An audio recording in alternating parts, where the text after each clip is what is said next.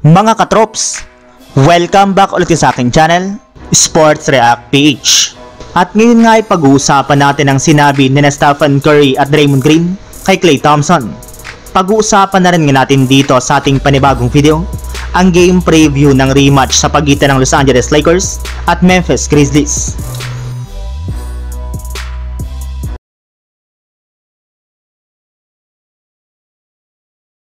Sinira nga po mga katrops kahapon ni Stephen Curry ang pagbabalik ni Klay Thompson sa Chase Center matapos ang kanyang 37 points sa panalo ng Golden State Warriors laban sa Dallas Mavericks, kasama na dyan ang kanyang nagawang game-sealing 3-pointer sa huling mga segundo ng 4th quarter.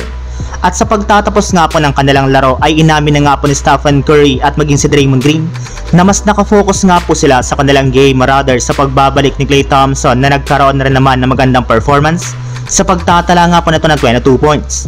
At bagamat man nga po hindi inamin ni Stephen Curry na personal nga po niyang pag-alis ni Thompson sa GSW, ay huling-huli rin naman nga po siya sa camera nang sabihin nito na kung ayaw nga po nito na manatili sa kanilang team ay pagkatalo nga na po ang aabutin nito sa tuwing magkakaharap silang dalawa.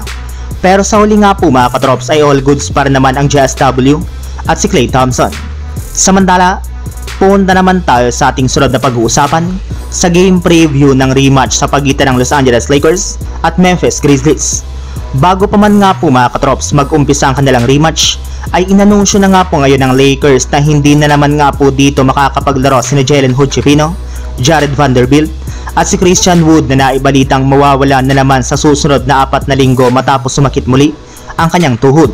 Nakalista rin naman nga po dito bilang questionable si Jackson Hayes habang probable naman sina D'Angelo Russell at Anthony Davis. Pero sa kabila nga po niyan ay inaasahan pa rin nga po na maglalaro sina Jackson Hayes at maging si Anthony Davis sa kanilang game laban sa Memphis since maayos na rin naman nga po ang kanyang mata ngayon. Kaya magagamit na nga po sa wakas ng Lakers ang kanilang Twin Tower na hindi rin naman nga po nila nagamit nung una sila magkaharap ng Grizzlies ng nakarang linggo. Habang sa parte naman nga po mga katrops ng Memphis, hindi rin naman nga po dito maglalaro sina Desmond Bane, Marcus Smart, Vince Williams Jr., Ja Morant, Gigi Jackson II at si Cam Spencer.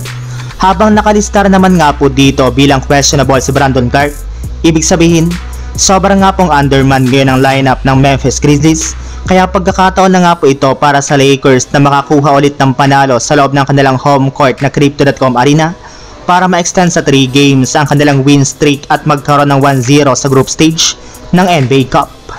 So yun lang mga katrops, ang handog kong story ngayong araw.